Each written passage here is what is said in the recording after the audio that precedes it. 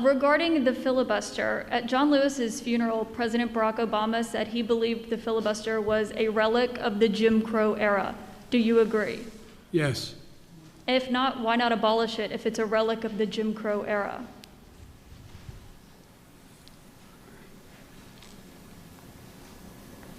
Now, before Mr. Biden answers, I just want to point out there was a young senator from an obscure state, a young senator with a funny name, who at one time gave a robust defense of the filibuster, before he called it a relic of the Jim Crow era. But the American people sent us here to be their voice. They understand that those voices can at times become loud and argumentative, but they also hope that we can disagree without being disagreeable. And at the end of the day, they expect both parties to work together to get the people's business done. What they don't expect is for one party, be it Republican or Democrat, to change the rules in the middle of the game so that they can make all the decisions while the other party is told to sit down and keep quiet. The American people want less partisanship in this town, but everyone in this chamber knows that if the majority chooses to end the filibuster, if they choose to change the rules and put an end to democratic debate, then the fighting and the bitterness and the gridlock will only get worse. And at one time, there was a senator from a small state of Delaware who likewise in 2005 gave an equally passionate defense of the filibuster. And I have never conducted a filibuster. But if I did, the purpose would be you have to deal with me as one senator. It doesn't mean I get my way. It means you may have to compromise. You may have to see my side of the argument. That's what it's about, engendering compromise and moderation. Ladies and gentlemen, the nuclear option extinguishes the power of independents and moderates in this Senate. That's it. They're done. Now, back to President Biden's answer as to why keep the filibuster if, in fact, it is a relic of the Jim Crow era. If not, why not abolish it if it's a relic of the Jim Crow era?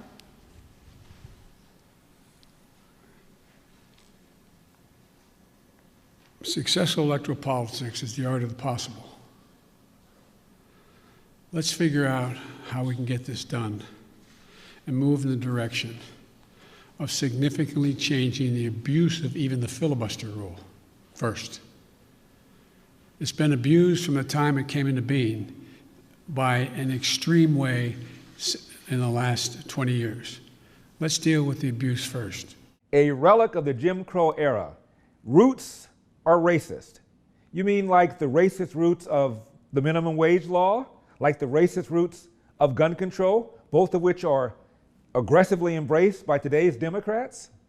Now, we know that President Biden regularly consults with former President Barack Obama. Here is the former President Barack Obama's current position on the filibuster. Once we pass the John Lewis Voting Rights Act, we should keep marching to make it even better by making sure every American is automatically registered to vote, including former inmates who've earned their second chance. By adding polling places and expanding early voting and making Election Day a national holiday. So if you are somebody who's working in a factory, or you're a single mom who's got to go to her job and doesn't get time off, you can still cast your ballot by guaranteeing that every American citizen has equal representation in our government, including the American citizens who live in Washington, D.C. and in Puerto Rico. They're Americans.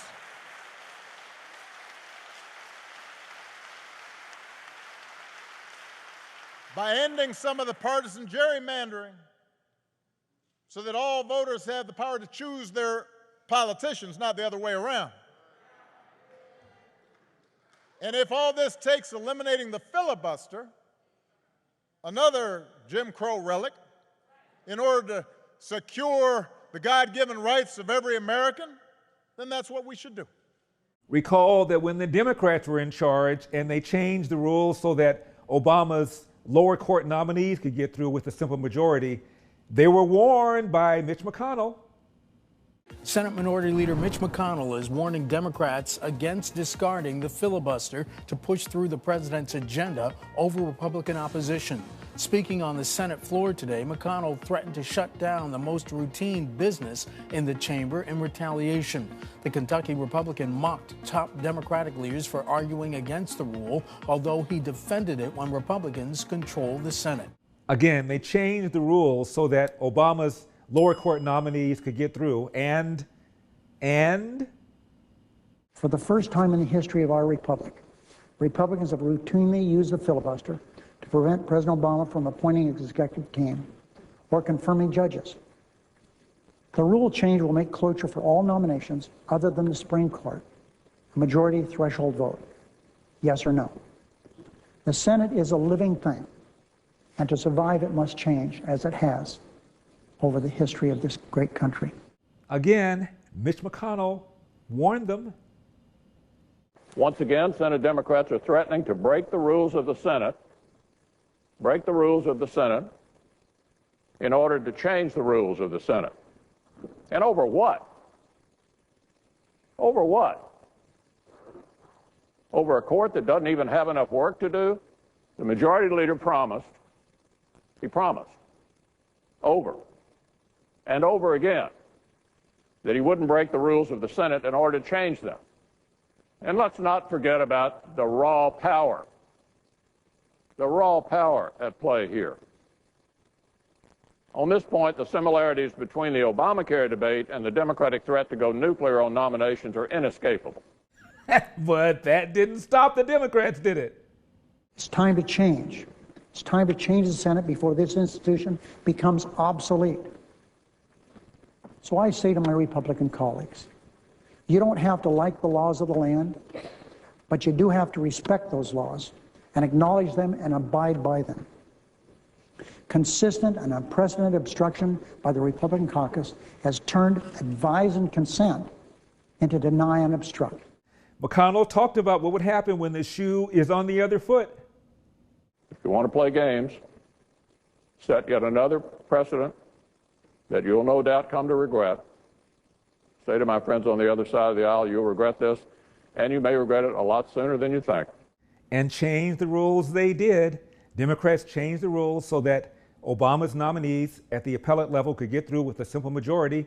And when the Republicans regained control, well, Trump nominees got through at the Supreme Court level with a simple majority, just as McConnell warned would happen. A bitter Senate battle over President Trump's Supreme Court pick, culminating in a move so drastic, it's called the nuclear option. Vote, the ayes are 48. The nays are 52. After Democrats blocked a vote on Neil Gorsuch, Senate Republicans going nuclear, changing the number of votes needed to confirm a Supreme Court nominee from 60 to 51. Again, don't be deluded. It was the Democrats who changed the rules first. Look at this headline from NBC, not exactly a Republican supporting organization, you know. McConnell went nuclear to confirm Gorsuch, but Democrats changed Senate filibuster rules first. In 2013, Senate Democrats, then in the majority, triggered the nuclear option for the first time. Frustrated by what they considered the relentless Republican obstruction of Obama's appointments, Democrats, led by Senate Majority Leader Harry Reid of Nevada, changed the rules so that lower court and cabinet nominees could be confirmed with a simple majority rather than the typical 60-vote threshold. End of quote. Now, in September 2020, before the election, a former Democrat Michigan senator named Carl Levin wrote an op-ed piece where he warned about what would happen if the filibuster got destroyed. Here's what he said. Some progressives, probably because they assume Democrats are going to control the Senate after the election, are arguing that the filibuster should be abolished. In the words of John Steinbeck, I guess a man is the only kind of varmint that sets his own trap, baits it, and then steps in it. The temptation to end filibusters during consideration of legislation would create such a trap. It would exacerbate polarization by embracing one-party rule. It would strip Congress of the only procedural path to forcing negotiation and compromise, and it would be certain to backfire. Again, this is a Democrat former senator who says Democrats have successfully used the filibuster to prevent Republicans from cramming stuff down their throats. Democrats should also not forget that the filibuster has been used many times to advance or protect policies they believe in. When Republicans were in control of the Senate from 2003 to 2006, it was a Democrat minority that blocked a series of bills that would have severely restricted the reproductive rights of women. In 2005, Democrats blocked Senator Ted Stevens' effort to use the Defense Appropriations Bill to open ANWR to environmentally damaging oil drilling. 2015, it was used to block Republican legislation to bar funding for Planned Parenthood. 2018, blocked a bill that Trump had demanded for the southern border wall. At that time, an enraged Trump denounced the filibuster, urging Mitch McConnell to use the nuclear option, get it done, our country is counting on you, end of quote. So, when is a relic not a relic?